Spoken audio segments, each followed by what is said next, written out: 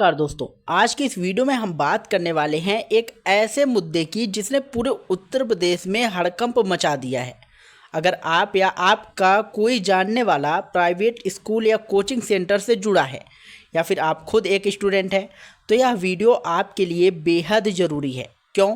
क्योंकि सरकार ने जो बड़ा फैसला लिया है वह सीधे तौर पर लाखों छात्रों, शिक्षकों और कोचिंग चलाने वालों को प्रभावित करने वाला है। सोचिए, अगर अचानक से आपके शहर का कोई कोचिंग सेंटर बंद हो जाए या जिस स्कूल में आप पढ़ते हैं उस पर ताला लग जाए तो क्या होगा? आपका भविष्य, आपकी पढ़ाई, आपकी तैयारी सब कुछ दांव पर लग सकता है।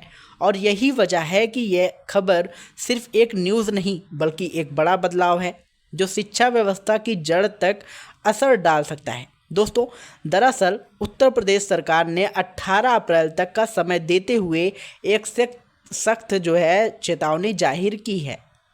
इस चेतावनी का सीधा मतलब है कि जो भी प्राइवेट स्कूल या कोचिंग सेंटर बिना नियमों के चल रहे हैं वे या खुद को सुधार लें या फिर बंद होने के लिए तैयार रहें। सरकार ने साफ शब्दों में कहा है कि अब कोई भी गड़बड़ी वो बर्दाश्त नहीं की जाएगी।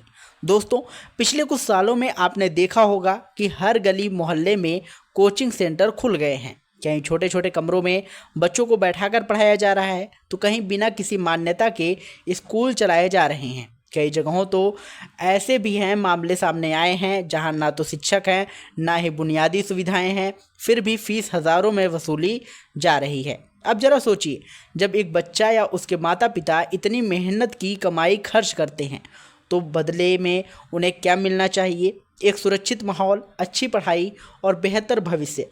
लेकिन जब यह सब नहीं मिलता तो यह सिर्फ धोखा नहीं बल्कि बच्चों के भविष्य के साथ खिलवाड़ है। इसी को ध्यान में रखते हुए सरकार ने एक बड़ा अभियान शुरू किया है। 6 अप्रैल से लेकर 18 अप्रैल तक पूरे राज्यों में एक विशेष जांच अभियान चलाया जा रहा है। इस दौरान हर जिले में अधिकारी निकलकर यह देख रहे हैं कि कौन कौन से स्कूल और कोचिंग सेंटर नियमों के अनुसार चल रहे हैं और कौन नहीं। इस जांच में सबसे पहले निशाने पर वे स्कूल जो बिना मान्यता के चल रहे हैं। आपको जानकर हैरानी होगी कि ऐसे हजारों स्कूल हैं जो बिना किसी सरकारी अनुमति के बच्चों को पढ़ा रहे हैं। ना उनके पास सही बिल्डिंग है, ना सुरक्षा के इंतज़ाम है और ना ही प्रशिक्षित शिक्षक। इसके अलावा कोचिंग सेंटर भी इस जांच के दायरे में हैं, खासकर वे कोचिंग जहां स्कूल के शिक्षक ही पढ़ाते हैं।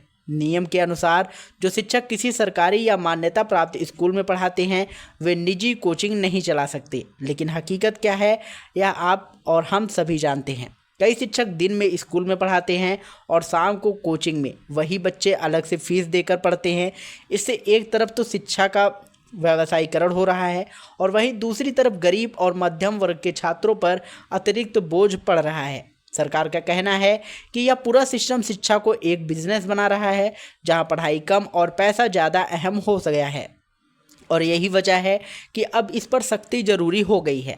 दोस्तों, इस अभियान के दौरान सिर्फ जांच ही नहीं हो रही बल्कि सीधे सीधे कार्यवाही का भी प्रावधान है। जहां भी कोई स्कूल या कोचिंग नियमों का उल्लंघन करते हुए पाया जा रहा है वहां नोटिस दिया जा रहा है और अगर समय रहते सुधार नहीं किया गया तो उस संस्थान को सील भी किया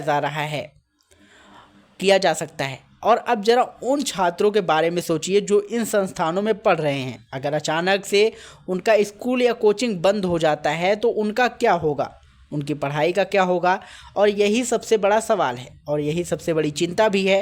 लेकिन सरकार का कहना है कि यह कदम छात्रों के हित में ही उठाया जा रहा है, क्योंकि अगर आज गलत चीज़ों को रोका नहीं गया तो आगे चलकर इसका नुकसान और भी ज़्यादा होगा। बीच में अगर आप यहाँ तक वीडियो देख रहे हैं तो एक छोटा सा काम ज़रूर करें, हमारे चैनल जौनप्रिया जीके को सब्सक्राइब कर लीजिएगा ताकि आपको ऐसी ही महत्वपूर्ण अपडेट्स हमेशा मिलती रहे। अब बात करते हैं इस पूरे मामले के कानूनी पहलू की। तो भारत में शिक्षा को लेकर कई नियम और कानून बनाए गए हैं, जैसे कि आरटीई एक्ट 2009 में हर बच्चे को मुफ्त और अनिवार्य शिक्षा अधिकार देता है। इस कानून के तहत कोई भी स्कूल बिना मान्यता के नहीं चल सकता। इस तरह उत्तर प्रदेश में कोचिंग सेंटर के लिए भी नियम बनाए गए हैं, लेकिन इन नियमों का पालन कितना हो रहा है या किसी से छिपा नहीं है। और यही वजह है कि अब सरकार ने खुद मैदान में उतरकर स्थिति को सुधारने का फैसला किया है। इस अधिनियम में जिला प्रशासन, शिक्षा विभाग और अन्य संबंधित एजेंसियां मिलकर काम कर रही हैं। हर जिले में टीम बनाई गई है जो अलग अलग क्षेत्रों में जाकर जांच कर रही है। कई जगहों पर यह भी देखने को मिल रहा है कि स्कूल के नाम पर सिर्फ एक बोर्ड लगा है और अंदर कोई सुविधा नहीं है। कहीं बच्चों को छोटे छोटे कमरों में ठूस कर बैठाया जा रहा है, तो कहीं बिना किसी सुरक्षा के पढ़ाई कराई जा रही है।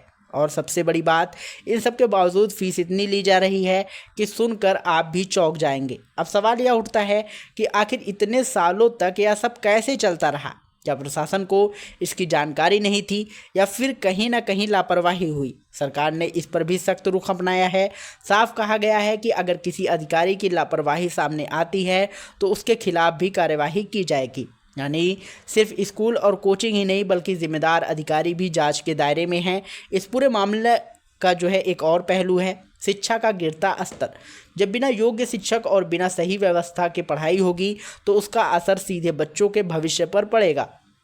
आज के समय में प्रतियोगिता इतनी बढ़ गई है कि हर छात्र को बेहतर तैयारी की ज़रूरत है, लेकिन अगर उसे सही मार्गदर्शन ही नहीं मिलेगा तो वह कैसे आगे बढ़ेगा? इसलिए सरकार का यह कदम कहीं ना कहीं शिक्षा की गुणवत्ता को सुधारने की दिशा में भी एक बड़ा प्रयास माना जा रहा है। अब बात करते हैं आगे क्या होगा। 18 अप्रैल तक यह जांच अभियान चलेगा। इसके बाद सभी जिलों में रिपोर्ट तैयार की जाएगी और सरकार को सौंप दी जाएगी। इस रिपोर्ट के आधार पर आगे की कार्यवाही तय होगी। जहां भी नियमों का उल्लंघन पाया जाएगा वहां सख्त कदम उठाए जाएंगे। इसमें जुर्माना, लाइसेंस रद्द करना और संस्थान को बंद करना शामिल हो सकता है। दोस्तों, यह फैसला भले ही सख्त लगे, लेकिन अगर लंबे समय के नज़रिए से देखें तो यह जानकारी बहुत ज़रूरी है, क्योंकि शिक्षा कोई साधारण चीज़ नहीं है। या किसी भी देश के भविष्य की नींव होती है। अगर नींव ही कमज़ोर होगी तो इमारत कैसे मजबूत बनेगी? और आखिर में मैं आपसे यही कहना चाहूँगा कि अगर आप या आपके आसपास कोई ऐसा स्कूल या कोचिंग है जो नियमों के खिलाफ चल रहा है, तो उसकी जानकारी संबंधित अधिकारियों तक ज़रूर पहुँचाइए, क्योंकि बदलाव सिर्फ सरकार के कदम से नहीं बल्कि हम सभी के सहयोग से भी संभव होती है। उम्मीद है कि आपको यह जानकारी पसंद आई होगी। अगर आपको यह वीडियो पसंद आया हो तो वीडियो को लाइक करिएगा, शेयर करिएगा और यदि चैनल पर पहली बार आए हो तो चैनल को सब्सक्राइब करके बेल आइकन जरूर दबाइएगा। मिलते हैं नई वीडियो में नई अपडेट के साथ। तब तक के लिए जय हिंद, जय भारत।